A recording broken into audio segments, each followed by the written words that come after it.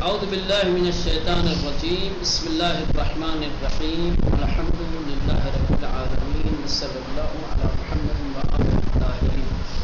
اللہم صلی علی محمد. وہ بات چل رہی تھی خدا شناسی کی، توحید کی. توحید کے دو معانی، معنی خاص اور معنی عام ذکر کیا گیا، بیان کیا گیا. اس کے بعد علم کلام میں توحید کا کیا مقام ہے اس کو بیان کیا گیا. اب توحید در قرآن و سنت. اگر گزشتہ بحثیں آپ کے ذہنوں میں ہو تو خدا شناسی اور توحید کی جو بحث گزری ہے اس سے آپ لوگوں کو توحید اور خدا شناسی کی دین اسلام میں کیا اہمیت ہے اس کا اندازہ ہو گیا ہوگا کہ توحید اسلام کا رکن رکین ہے. ٹھیک، یعنی دین کے، اسلام کے تمام ارکان میں اہم ترین رکن توحید ہے. یوں کہا جائے کہ بنیاد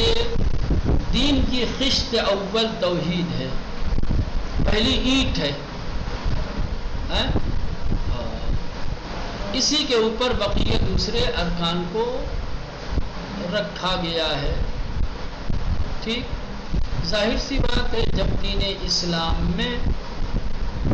توحید کی اس قدر اہمیت ہے، اس کو رکن رکین آئین اسلام قرار دیا گیا ہے،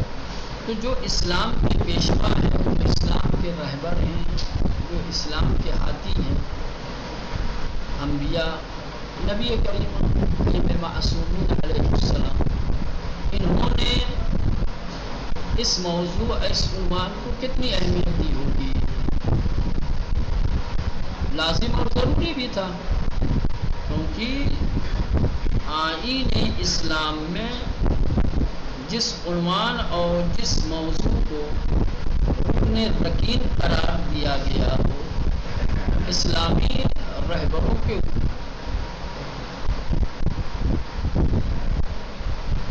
کے لیے یہ بات ضروری تھی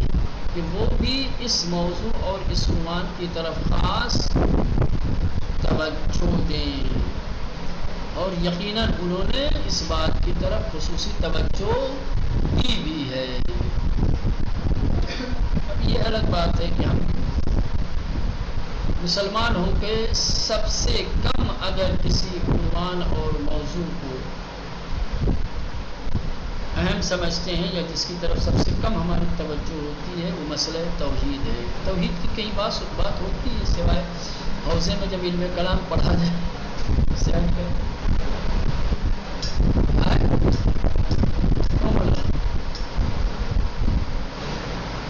توحید در قرآن و سنت. قرآن و سنت میں سنت سے مراد کیا ہے؟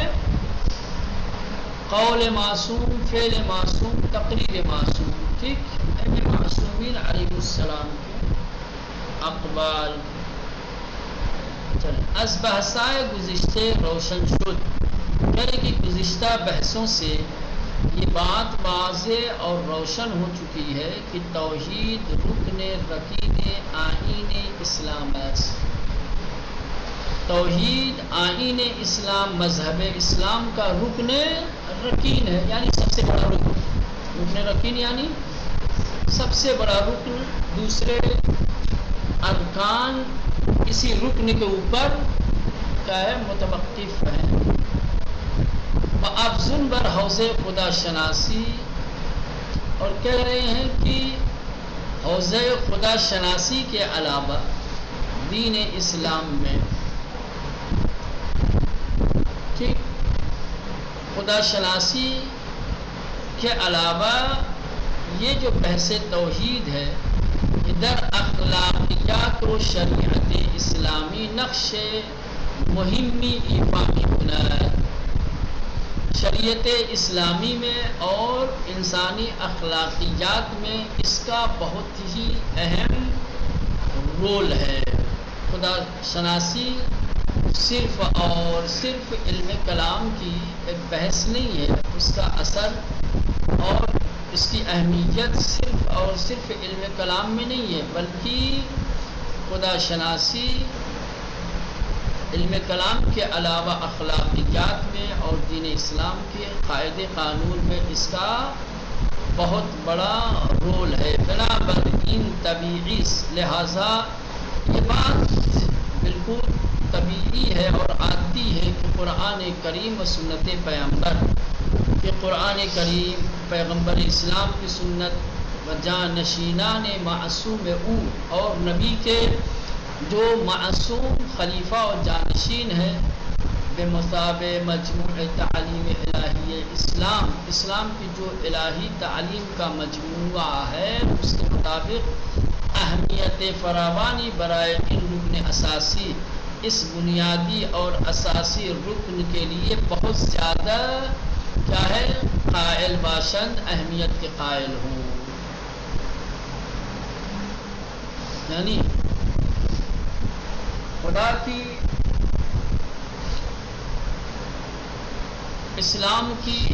جو تعلیم کا مجموعہ ہے، یا یوں کہا جائے کلی طور پر جو بھی اسلام کی تعلیم ہے، اس اسلام کی تعلیم میں کیا ہے نبی کو اور ان کے جانشینوں کو اس بات کی طرف خصوصی توجہ دینے کی ضرورت تھی کہ وہ اس اساسی اور بنیادی رکن اور موضوع اور عنوان کی طرف توجہ دیں، اور انہوں نے دیا بہت زیادہ اہمیت دی ہے اس اساسی رکن کی۔ البتہ مباحث توحیدی قرآن و روایات چندان گستردے و وسیع کے، یعنی البتہ قرآن اور روایات کی جو توحیدی بحث ہے،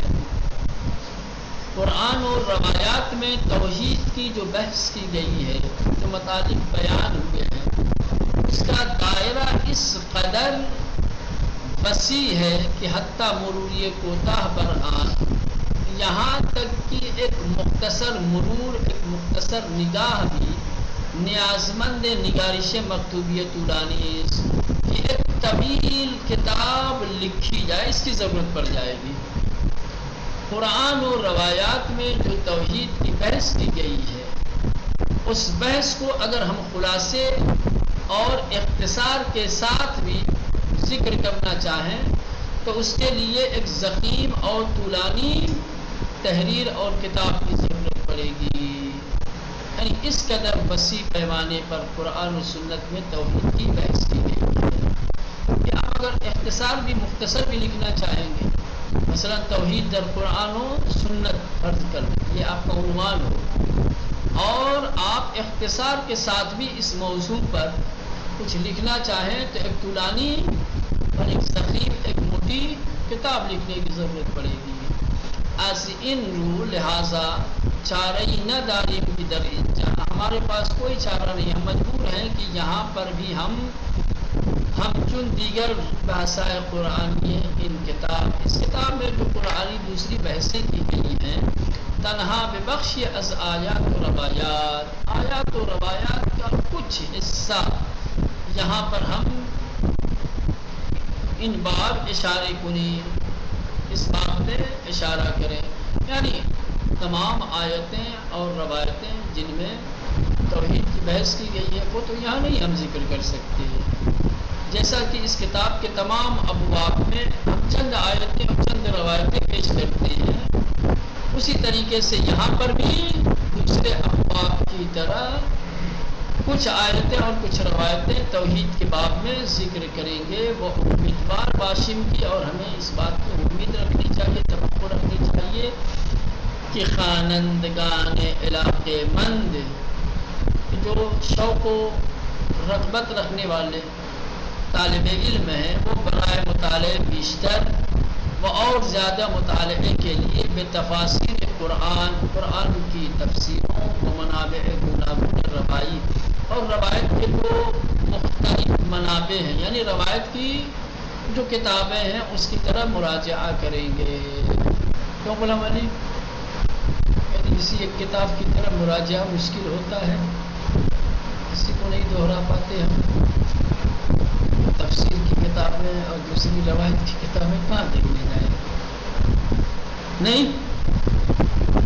اسی لیے انہوں نے کہا کہ شوق و رغبت رکھنے والے علاقے مند جن کو چاہت ہوگی، جن کو محبت ہوگی۔ چلے، اہمیت توحید در اسلام و دیگر ادیان آسمانی۔ ٹھیک، اب یہاں سے قرآن و روایات میں بات رہے گی قرآن کی ہی، لیکن اسلام سے پہلے جو دوسرے اسلامی ادیان تھے، دوسری الہی شریعتیں تھیں، سمجھ رہے ہیں، اس میں توحید کی کیا اہمیت تھی؟ اسلام میں توحید کی اہمیت اور دوسرے ادیان آسمانی میں توحید کی اہمیت تمام آسمانی ادیان میں رہی ہے۔ جتنے بھی شریعتیں خدا کی طرف سے اتری ہیں، جن ادیان کو ہم ادیان الہی کہتے ہیں، جن کے پاس آسمانی کتابیں تھیں، ان سب میں توحید کو تمام مسائل سے، تمام عناوین سے زیادہ اہمیت دی گئی، اور دین اسلام میں اور بھی بڑھ چڑھ کر کے دوسرے ادیان سے کہیں زیادہ مسئلہ توحید کو اہمیت دی گئی ہے۔ کہ ہم گونے کے اشارے شد، جیسا کہ اشارہ کیا گیا ہے، آموز توحید اختصاصی میں اسلام نہ دارا، کہہ رہے ہیں کہ توحید کی تعلیم اسلام سے مخصوص نہیں ہے۔ ایسا نہیں ہے کہ توحید کا درس، توحید کی تعلیم اسلام سے مخصوص ہو، صرف مذہب اسلام میں ہوتی ہونا، بلکہ ہمیں پیغمبران الہی، بلکہ اللہ کے جتنے بھی نمائندے تھے، تمام اللہ کے نبی منادیان توحید بودیان، وہ توحید کے منادی تھے، توحید کے علم بردار تھے، توحید کے پرچارک تھے، توحید کی دعوت دینے والے تھے۔ تمام، اب سب تمام نبی آ گئے تو دوسرے ادیان آسمانی بھی آ جائے گا، اسلام بھی، جو دوسرے ادیان ہیں، تمام ادیان الہی نمائندوں کے ذریعے سے ہم تک پہنچا ہے نا؟ آسمانی کتابیں جو چار کہا جاتا ہے، وہ چاروں الہی شریعتیں ہیں کہ نہیں ہیں؟ الہی دین ہے کہ نہیں ہے؟ دین یہود، دین مسیحیت، مجوسیت یا سابعین جن کو کہا جاتا ہے، وہ سب کیا ہیں؟ الہی ادیان ہیں، اور یہ سارے ادیان نبیوں کے ذریعے سے، نبیوں کے وسیلے سے لوگوں تک پہنچے ہیں۔ تمام نبیوں نے لوگوں کو توحید کی دعوت دی ہے، توحید کے علم بردار اور پرچمدار رہے ہیں۔ جیسا کہ وَمَا أَرْسَلْنَا مِن قَبْلِكَ مِن رَّسُولٍ إِلَّا نُوحِي إِلَيْهِ أَنَّهُ لَا إِلَٰهَ إِلَّا أَنَا فَاعْبُدُونِ۔ وَمَا أَرْسَلْنَا، اور ہم نے نہیں بھیجا، من قبلک، آپ سے پہلے، میں رسول، کوئی بھی نبی، اے میرے حبیب، ہم نے آپ سے پہلے کوئی نبی نہیں بھیجا، الا، مگر جتنے نبی آئے، نوحی الیہ، ہم نے ان کی جانب وحی کی۔ کس بات کی وحی کی؟ کہ انہو، کہ معبود، رب، لا الہ الا، اس کے علاوہ کوئی معبود نہیں ہے، اس کے علاوہ کوئی خدا نہیں ہے، میرے علاوہ۔ اللہ کہہ رہا ہے کہ میں نے وحی کی، وحی کے ذریعے سے انہیں بتایا کہ میرے علاوہ کوئی دوسرا معبود نہیں ہے، فاعبدون، بس میری ہی عبادت کرو اور بندگی کرو۔ دیکھیں اس آیت کریمہ میں تمام نبیوں کا یہ خطاب پیغمبر اسلام سے ہے، اور پیغمبر اسلام کے توسط سے ہمیں بتایا جا رہا ہے کہ چاہے تمہارے آخری نبی کی بات ہو یا ان سے پہلے کی نبیوں کی بات ہو، تمام نبیوں کو وحی کے ذریعے سے ہم نے بتایا کہ معبود صرف میں ہوں، لہذا بندگی اور عبادت میری ہونی چاہیے۔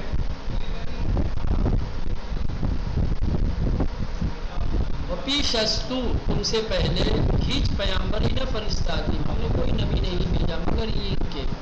بے او وحی کر دی، مگر یہ کہ ہم نے اس نبی کو وحی کی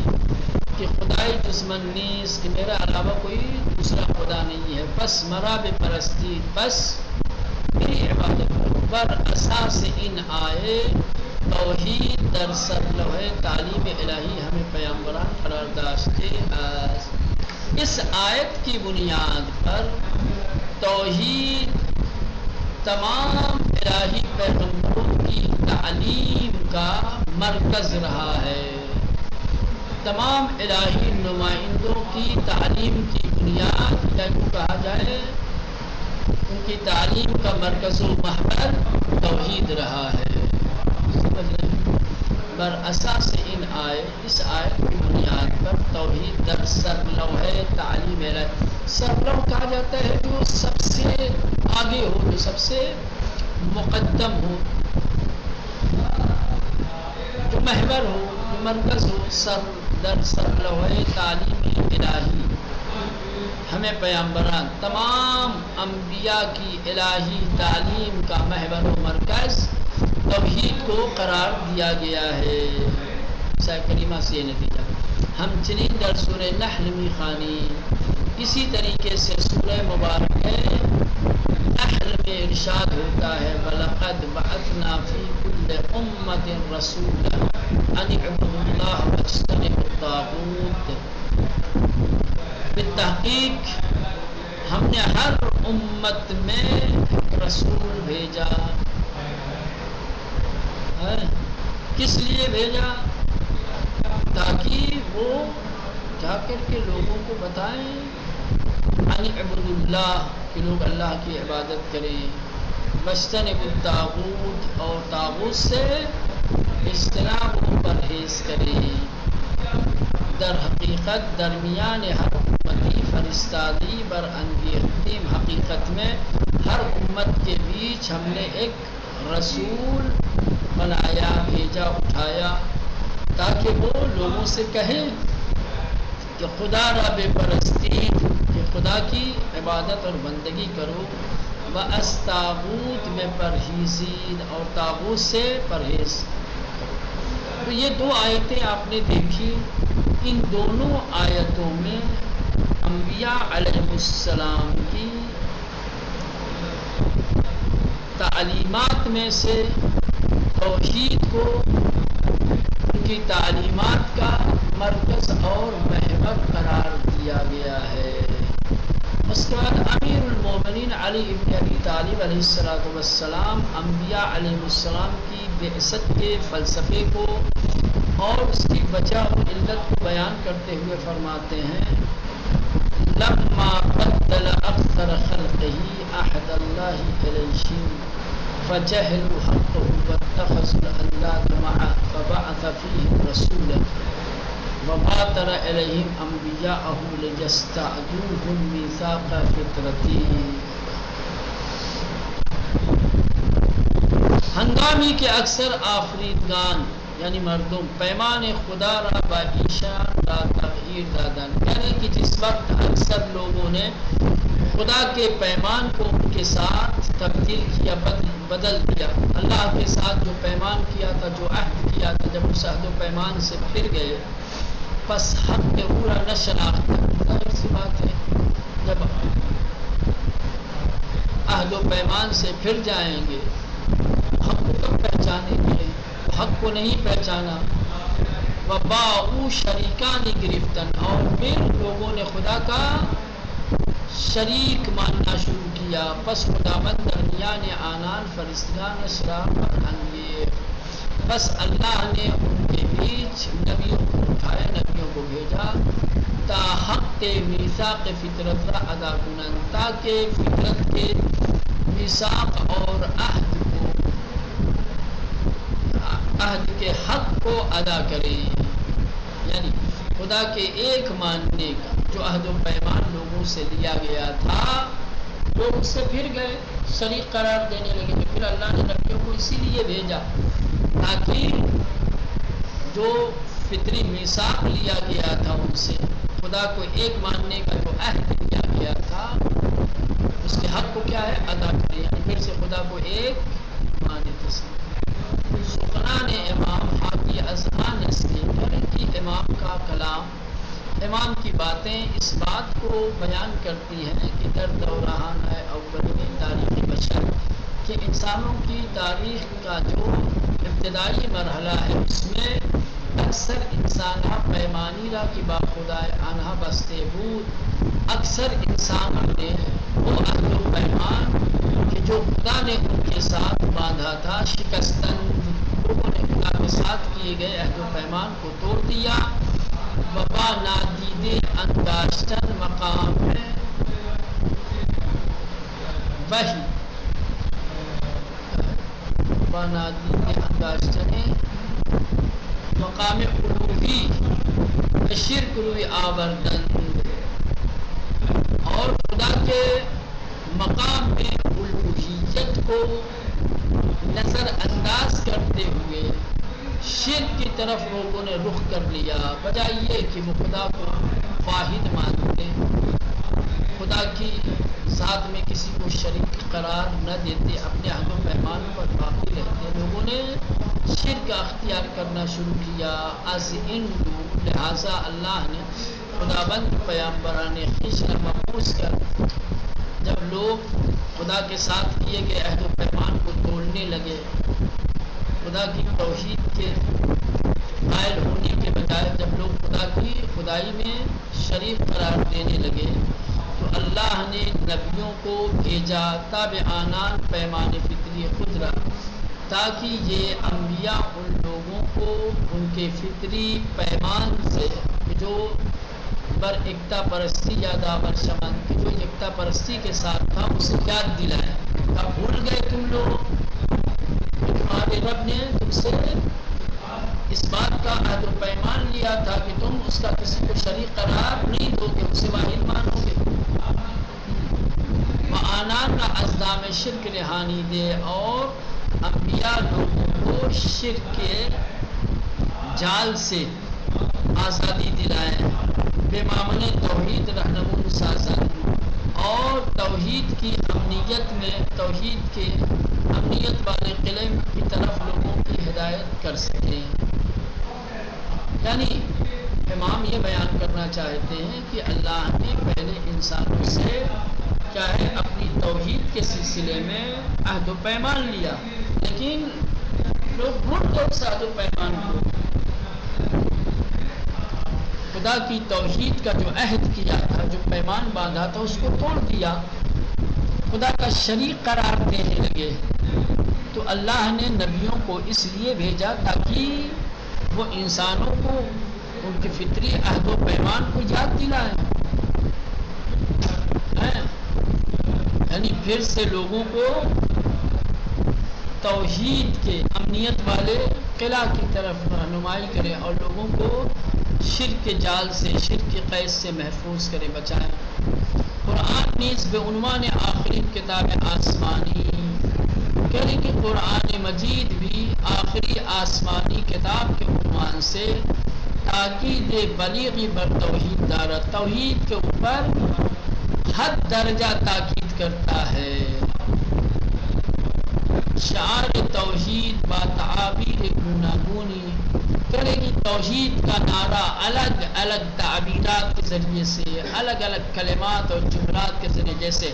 لا الہ الا اللہ، لا الہ الا ہو، لا الہ الا انا، لا الہ الا انت، وإلہکم الہ واحد، ما من الہ الا اللہ، ما من الہ الا الہ واحد، ما لکم من الہ غیرہ۔ اس طریقے کی اور بھی آپ کو سینکڑوں تعبیرات مل جائیں گی کہ جن میں خدا کی وحدانیت کی، خدا کی توحید کی گفتگو کی ہے۔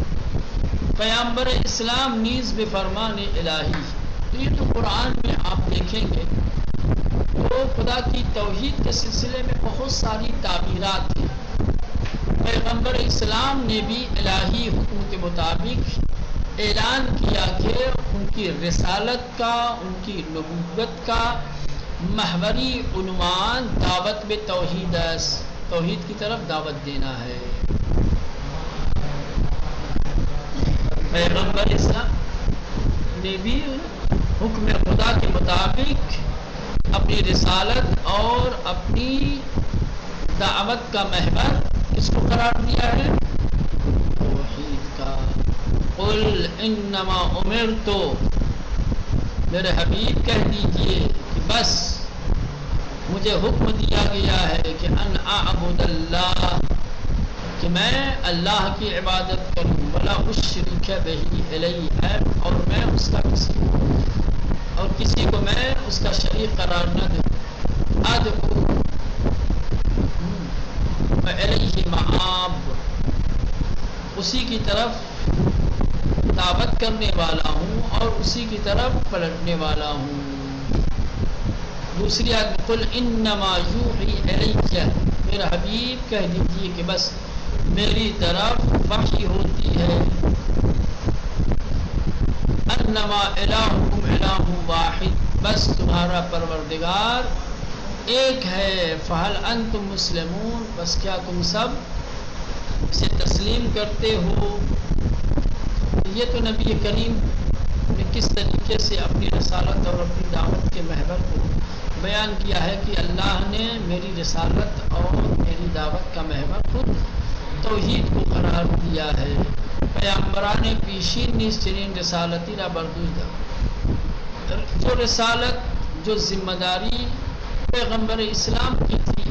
وہی رسالت وہی ذمہ داریاں نبی کریم سے پہلے کے انبیاء پر بھی تھی۔ مثال کے طور پر حضرت نوح علیہ السلام کی رسالت کو قرآن اس طریقے سے بیان کرتا ہے، وَلَقَدْ أَرْسَلْنَا نُوحًا إِلَىٰ قَوْمِهِ، تحقیق ہم نے نوح کو ان کے قوم کی جانب بھیجا، أَنِّي لَكُمْ نَذِيرٌ مُّبِينٌ، انہوں نے کہا کہ میں تم لوگوں کے لیے کھلے طور پر ڈرانے والا ہوں، اللہ تعبدوا الا اللہ، تم لوگ اللہ کے علاوہ کسی اور کی عبادت نہ کرو، انی اخاف علیکم، میں تمہارے سلسلے میں ڈرتا ہوں، عذاب یوم علیم، تمہارے اوپر سخت عذاب سے ڈرتا ہوں۔ دیکھیں یہاں پر حضرت نوح علیہ السلام کی رسالت اور ان کی ذمہ داری کو بیان کیا گیا ہے، لیکن حضرت نوح علیہ السلام کی رسالت بھی کیا ہے؟ لوگوں کو خدا کی توحید کی طرف، اس کی عبادت کی طرف دعوت دینا۔ علاوہ برین قرآن در آیات پرشماری میں تبیین توحید و شاخائے گناہون آن، آثار توحید و شرک، عوامل و گرائش انسان و شرک پر جامعان پرداختے اس،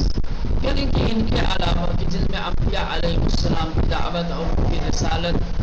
کی طرف اشارہ کیا گیا، ان کے علاوہ قرآن مجید میں بہت ساری آیتیں ہیں کہ جن آیتوں میں